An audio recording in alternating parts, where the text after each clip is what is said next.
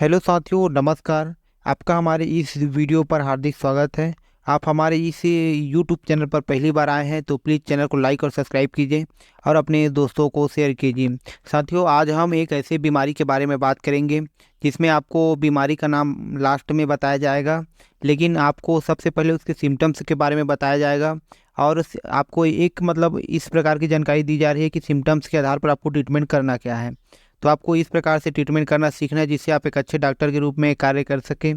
तो ये जो बीमारी है इसका नाम हम आपको लास्ट में बताएंगे। अगर हम सिम्टम्स के बारे में बात करें तो सिम्टम्स में आपको जो भी हमारे पशु हैं उसका ब्लड बहुत ज़्यादा पतला हो जाता है। अगर आप उसका ब्लड सैंपल कलेक्ट करते हैं तो ब्लड बहुत ज़्यादा पतला हो जाता है, पानी जैसे पतला देखने को मिलता है। मतलब बहुत ज़्यादा पतला हो जाता है, जो गाढ़ा रहता है वो। ठीक है। और जो उसका टेम्परेचर है 103 से 104 रहता है। मतलब टेम्परेचर की कहानी ऐसी रहती है कि जो भी गाय या भैंस है वो कभी खाना खाती है तो कभी खाना नहीं खाती है। मतलब जब बुखार रहता है तो खाना खाती है, मतलब नहीं खाती। और जब बुखार नहीं रहता है तो वो खाना अच्छे से खाती है। ये उसका मुख्य सिम्टम्स को देखने को मिलता है। और फीवर आता है फिर चला जाता है, फिर आता है फिर चला जाता है, अच्छे सिम्टम्स हैं। और जो उसके मांस है, उसके मसल्स हैं, वो बहुत ज़्यादा हड्डी हड्डी में चिपक जाती है मसल्स, तो बहुत ज़्यादा पशु कमज़ोर हो जाता है और वीकनेस उसमें देखने को मिलता है और बहुत ज़्यादा कमज़ोर हो जाता है। ठीक है। और कभी खाती है कभी नहीं खाता, और जो उसका ब्लड बहुत ज़्यादा पतला हो जाता है और उसके लगातार 104 से 5 बुखार रहता है। पशु दुर्बल कमज़ोर हो जाता है, और क्योंकि आरबीसी ब्लड में आरबीसी की कमी हो जाती है। और जो उसकी म्यूकस मेम्ब्रेन है आँख की, वो सफ़ेद या पीली या जांडिस हो जाती है। बहुत ज़्यादा एनीमिया देखने को मिलता है। और जो तीव्र अवस्था में पशु होते हैं जिन ये जो बीमारी है लंबे समय तक चलने वाली बीमारी, जो साल भर तक भी चलती है। और लेकिन इसमें इन्फेक्शन पहले से रहता है। जो एक प्रोटोजोअल डिसीज़ है, इसमें इन्फेक्शन बहुत लंबे समय से रहता है, लेकिन धीरे धीरे बढ़ता जाता है। पशु खाना पीना कम स्टार्ट कर देती है, कभी कम खाती है तो कभी नॉर्मल खाती है। सभी आपको समस्याएं देखने को मिलती है, धीरे धीरे बहुत ज़्यादा कमज़ोर हो जाती है। आपको ये सिम्टम्स देखने को मिलता है। तो आपको इसके अगर हम डिसीज़ के बारे में बात करें तो यह एक प्रोटोजोअल डिसीज़ है। तो इसका जो ये प्रोटोजोअल डिसीज़ है, इसमें हम आपको क्या ट्रीटमेंट करना है इसके बारे में बात करेंगे। तो इस प्रोटोजोअल डिसीज़ का नाम एनाप्लाज्मोसिस है। ये एनाप्लाज्मोसिस एक बहुत ही खतरनाक बीमारी है जिसे रिकेट्सियल डिसीज़ कहते हैं। इसमें पशु धीरे धीरे बहुत ज़्यादा कमज़ोर हो जाता है। ठीक है। और जो उसकी मांस मसल्स है वो हड्डी में जाके चिपकने लगते हैं, पशु का हड्डी दिखने लगता है। हड्डी उसका दिखने लगता है। ठीक है। मसल्स बहुत ज़्यादा दब जाता है। तो इसके अगर हम कारण के बारे में बात करें तो ये एक प्रोटोजोअल डिसीज़ है, और ये सभी प्रकार के गाय भैंस भेड़ बकरी सभी में देखने को मिलता है। और जो इन गाय भैंस में होने वाला इसका प्रोटोजोआ है एनाप्लाज्मा मार्जिनेल और एनाप्लाज्मा सेंट्रल, दो प्रोटोजोअल के कारण गाय भैंस में देखने को मिलता है। जो भेड़ बकरी है उसे एनाप्लाज्मा ओविस नामक प्रोटोजोआ के कारण यह बीमारी देखने को मिलता है। तो इसके अगर हम ट्रीटमेंट के बारे में बात करें तो आपको सबसे पहले इस इंजेक्शन का अगर कन्फर्मेटिव डायग्नोसिस करवाना है तो आपको इसका ब्लड स्लाइड बना लेना है। उसके बाद आप उस ब्लड स्लाइड को अपने जो भी डिस्ट्रिक्ट के लैब हैं उसमें आप भेज सकते हैं, वेटनरी लैब में। उसके बाद आपको वहाँ से बता दिया जाएगा, ठीक है, कि आपको क्या बीमारी है पशु को।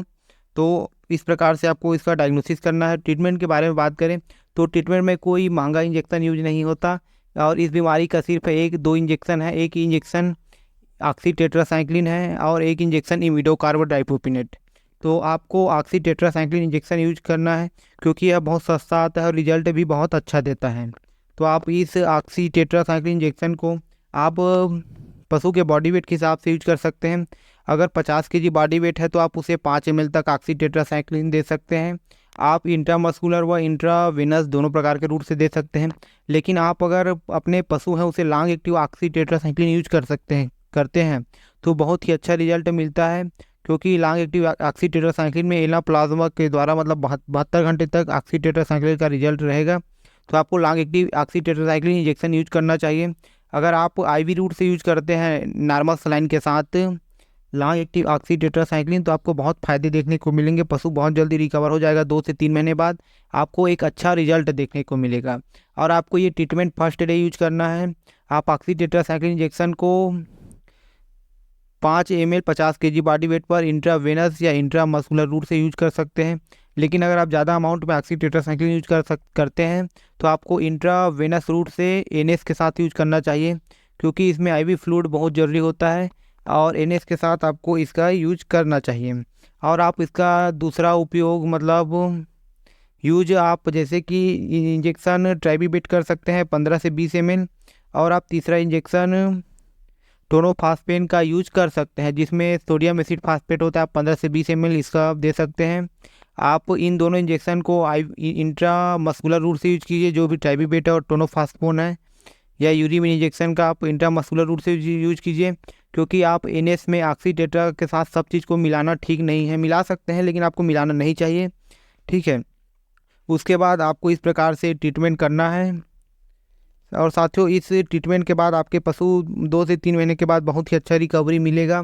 लेकिन आप इस ट्रीटमेंट को फर्स्ट डे यूज करना है, उसके बाद आप इस ट्रीटमेंट को रिपीट नहीं करना है। आपको ये सावधानी रखना है, क्योंकि oxy tetracycline long active injection है, तो आपको कोई भी रिपीट नहीं करना है इस प्रकार के ट्रीटमेंट को। और आपको इस प्रकार के जो एनाप्लाज्मा बीमारी में आप हफ्ता दिन या महीने दिन बाद आप एक आइवरमेक्टिन का इंजेक्शन यूज कर दीजिए, क्योंकि अगर कोई भी प्रकार की वर्म इन्फेक्शन हो तो बहुत ही अच्छा रिजल्ट देखने को मिलेगा। तो आपको ivermectin injection 1 ml 50 kg body weight पर यूज कर सकते हैं। 1 महीने या 10-15 दिन बाद आप इस इंजेक्शन को यूज कर सकते हैं 1 ml 50 kg बॉडी वेट पर। वह सबका रूट से आपको यूज करना है। साथियों, आपको इस प्रकार से बहुत अच्छा डिसीज़ के बारे में बताया जाएगा फ्यूचर में। तो प्लीज़ आप हमारे चैनल को लाइक और सब्सक्राइब कीजिए और अपने दोस्तों को शेयर कीजिए। धन्यवाद साथियों, नमस्कार।